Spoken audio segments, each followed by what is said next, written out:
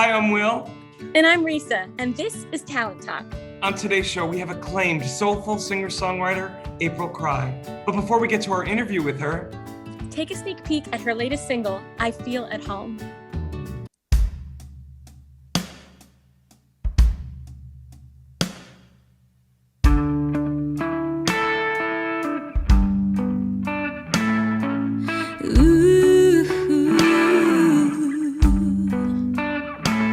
I feel home in your t-shirt with my feet up on the beatable sofa. Close all the curtains, little bourbon and my Coca-Cola. There's nothing like a little summer rain and some old vinyl cracking. Something about the way they did it back then. I feel at home.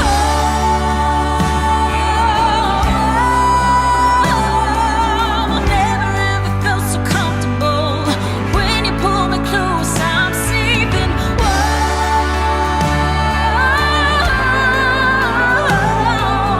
No one does a baby like you do, so perfect, so true and familiar.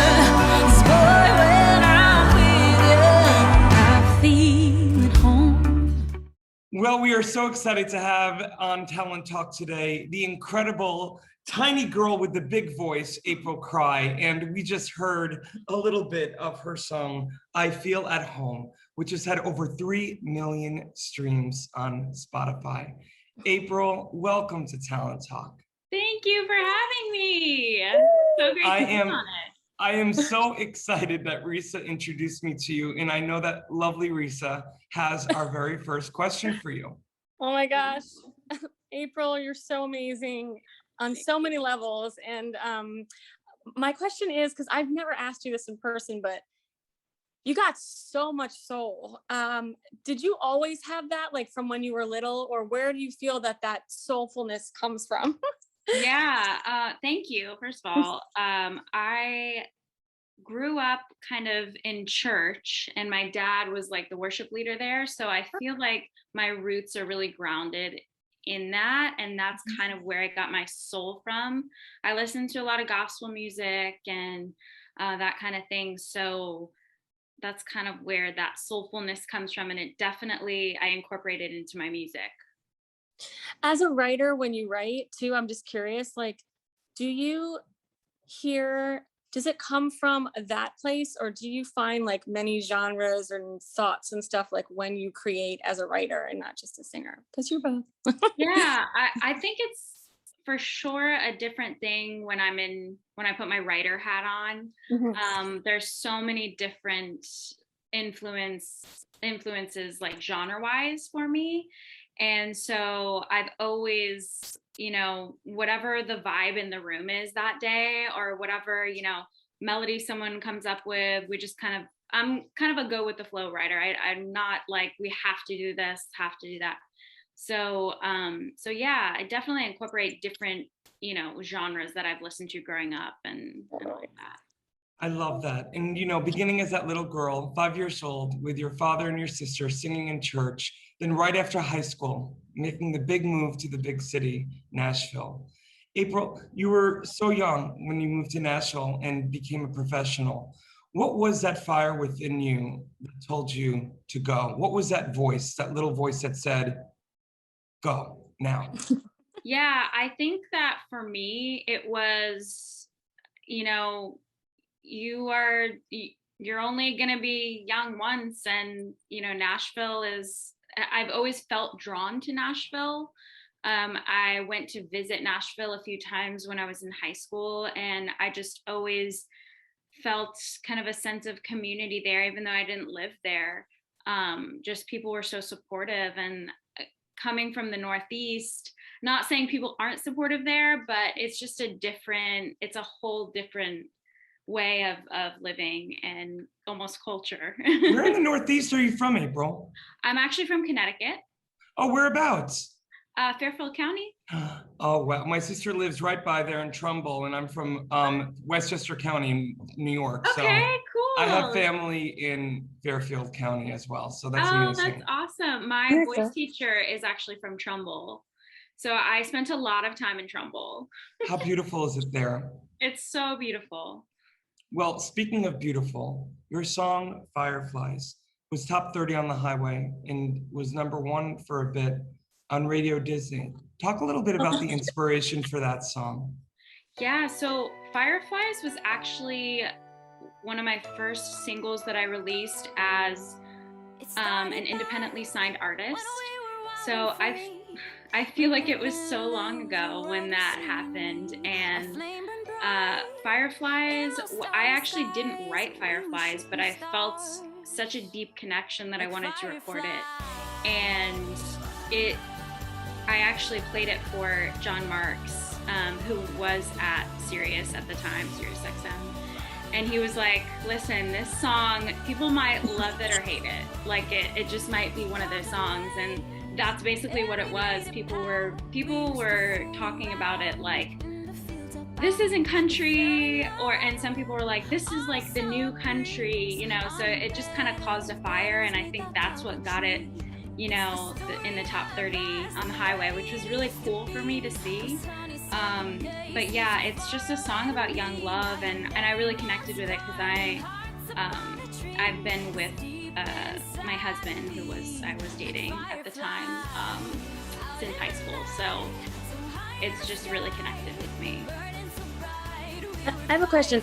Like, as an artist, and you go through like kind of different seasons, like, and because you moved to Nashville so young, would you say that you've gone through kind of like different versions of yourself? Is that a weird thing to say, or like? No, I totally can relate to that. Yeah. There's always different seasons of being an artist. It's been quite the journey. You know, when I was an independent artist signed, I almost felt, you know, and I don't want to like give a bad name to labels or anything, because they could be awesome.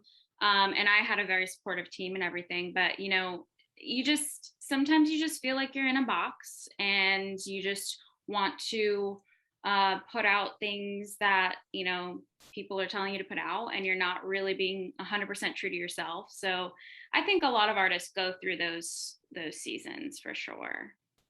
You know, April, I love how unapologetic you are in not only, you know, the songs and the art that you put out there, but also what you're talking about now, that no one can put this tiny girl with the big voice in a box, and that you lead with your artistry. And I'm curious to know, in the past 16 months that the world, you know, we've all been through a collective trauma.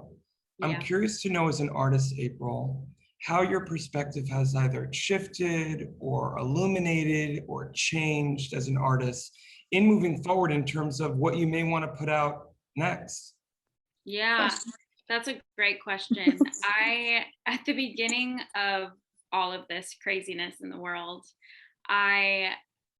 things, you know, I think drastically changed for everyone. And as an artist, you know, I had really just come off of a tour that past year and was like ready to go on tour again, like ready to like record a full album I had, and everything just stopped. So for me, it was just like, okay, reality check.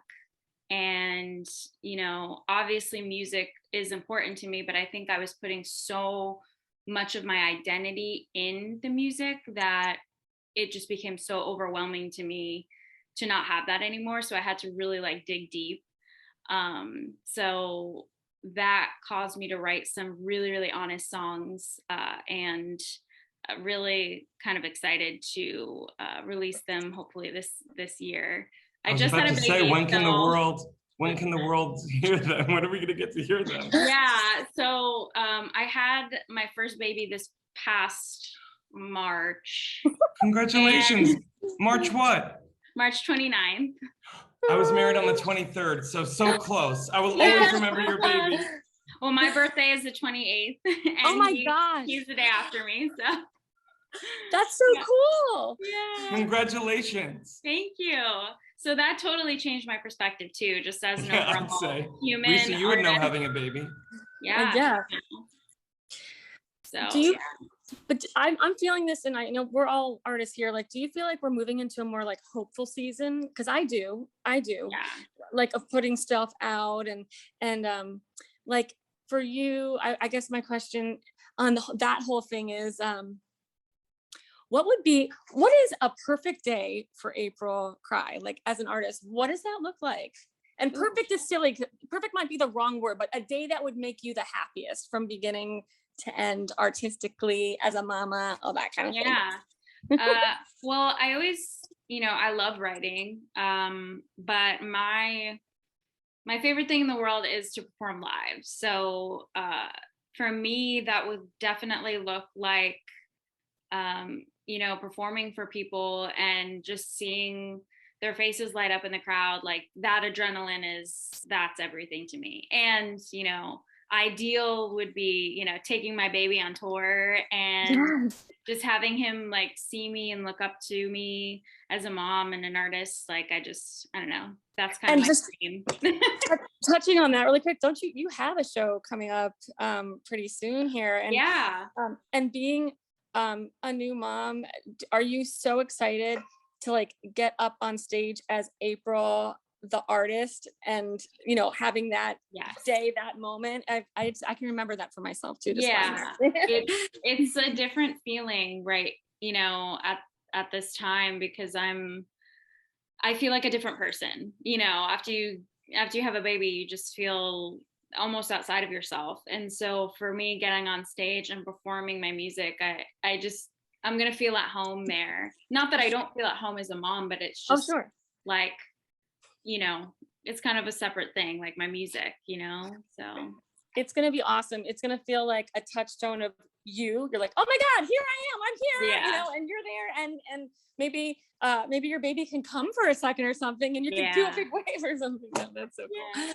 I'm excited for you for that. April, I love that. In the way that I think about, the baton of a legacy in a family that gets passed throughout time, I can imagine, you with your dad at church at 5, and now you and your son as he watches you perform.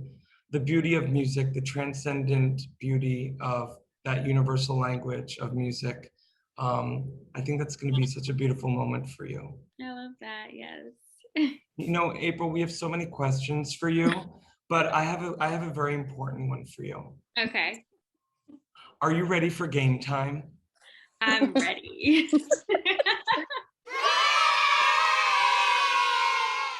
Well, lucky for you, April, Risa and I both have our questions book, and we want to know, do you have 2 favorite numbers, or if you could pick 2 favorite numbers, what would they be? Yeah. My 2 favorite numbers are 7 and 17. Ooh. I love it. Wait, Risa. Can we hear why? Wait, can we hear the significance? Yeah, go.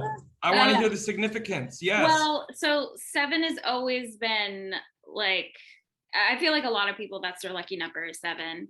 And then growing up, I have always loved the number 17. Like, so this is such a random story, but one time when I was at my church, there was this jelly bean jar, and there were probably like hundreds or thousands of jelly beans in the jar, and they wanted people to guess how many jelly beans were in the jar, and I guessed 17 just because I like the number 17. And so that's just always, and it's just been like a funny thing, and everyone loves that. But then recently I wrote a song for my son called 7 or 17. And so that has even more significance. So oh my goodness. I love that. I love that. We should play some of that too. Yeah. I think that's kind of cool. That's my latest single. Oh, really? Yeah. Okay, we're going to put a pin in that, because I think we might have another question for you at the end regarding that. But Risa, do you want to take number 7 and I'll do 17? Okay, that sounds good. Okay, go for it, Risa. Okay. Here's the question. Okay. I'm scared. No, don't be scared. These are super fun and so lighthearted and whatever. Okay. Okay. It's super easy too. All right. Where is the place on tour that you are most likely to take your band to grab a bite to eat? Oh, place on tour, like to eat. I haven't, okay. I haven't done much touring in the US, but I have done some in Switzerland, which is kind of random, but That's awesome. I love that.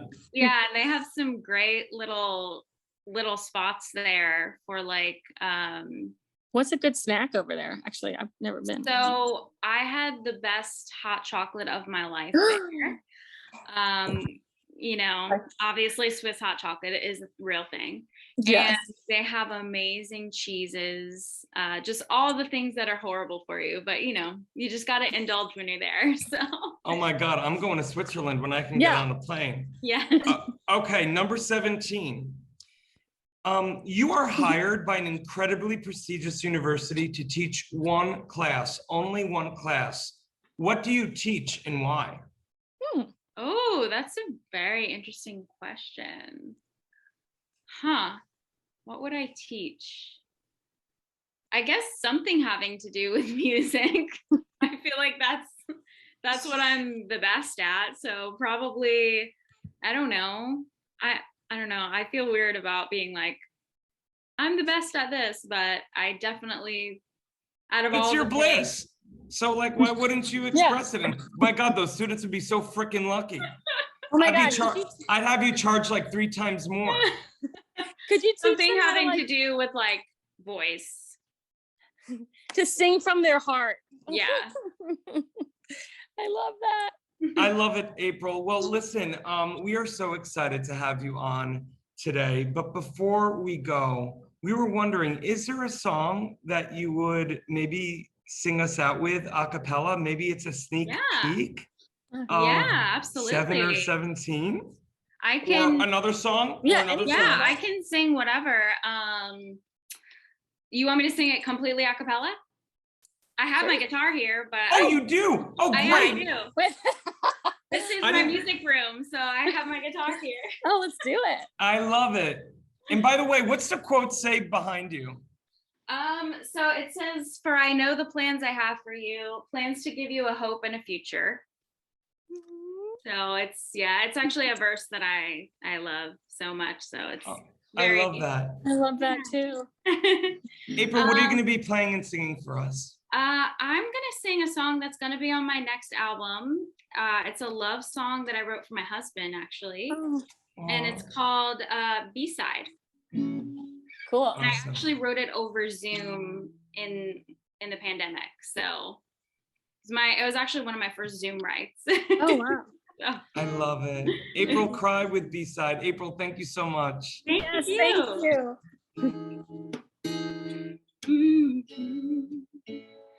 Don't tell anybody else about that tattoo I regret, but I told you on the first day. Everybody knows when something's wrong, but they don't know I got it from my mom, and I've been that way since 3rd grade. I can't let my guard down in your arms, 'cause you know beside of my heart, things I'm too afraid to start, all my insecurities.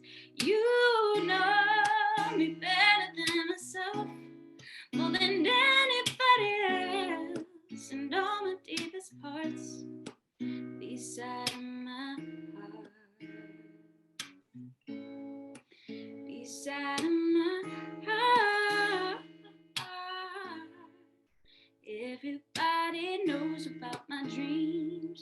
You've seen behind the scenes, all those meetings that end in no and red-eye flights. Yeah, my friends, they think they know me best, think I'd rather squeeze into a dress, but you know how I like to spend my Friday nights.